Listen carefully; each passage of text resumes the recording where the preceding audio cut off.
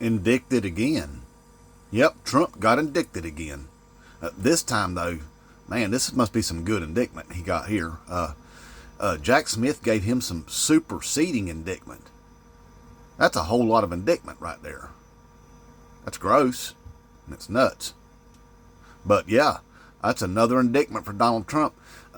They said, though, that he'll have to be arraigned again, but he probably won't have to do it in person because he's already out on bond. He's already been indicted and arraigned for the same crime. See, what Jack Smith did was he took his previous indictment and he just removed anything in it that might be considered as official presidential duties while Donald Trump was insurrected. And he removed that and then convened another grand jury, and they said, yep, lock his ass up again.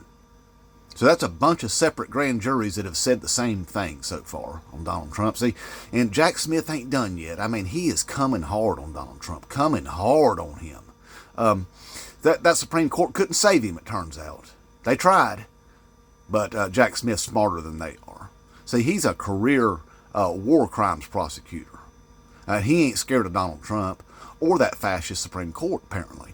See, because he also filed his appeal there in the Florida case and requesting a brand new trial on espionage Trump, and also requesting that Eileen Cannon be removed from the case. And she will be. And she'll probably lose her job, if not more, over what she did, illegally dismissing that case without even setting a jury first. So, anyway, Jack Smith is winning all of this. At some point, Donald Trump's going to be going to trial. He's going to have insurrection Trump in Washington, D.C. there in front of Tommy Chuckin, and he's going to have espionage Trump down there in Florida in front of some judge, but it won't be Eileen Cannon. And he's going to have Rico Trump there in Georgia at some point. But see, that's the least of his worries right now, y'all. They haven't changed that sentencing date yet from September 18th. They haven't pushed it back. And I know that's scaring the hell out of him right now because September 10th is his debate that he's supposed to show up at, that he's trying to figure out how to get out of, trying to make every excuse in the book not to show up for that debate because he knows that Kamala Harris is going to wipe the floor with him. See, she's doing debate prep right now. And for her, that's just another day. See, because that's what prosecutors do. Debate prep. She's just preparing her case against Donald Trump. That's all she's doing. That's her job. She's very, very good at it. And he's scared to death of her. So anyway, he's still set to be sentenced on September 18th, and word on the street is they're going to lock his ass up for a year at least, and that Rikers Island is currently making preparations to receive him. So he knows that. He's a big chicken shit. He's scared to death. So on September 5th, he's having a mock awards ceremony for insurrectionist traitorous garbage that stormed the Capitol on his behalf on January 6th. He's doing that so that he can show us, hey, I care about you. I'm about to ask you to come out here and fight and riot in my name. But we're not going to do that, are we, patriots? Because Joe Biden will use the military to turn us into salsa. Okay? That's what's going to happen. So, hey, if you're feeling froggy, jump. But I don't recommend it. But anyway, Donald Trump is probably not going to show up for that debate.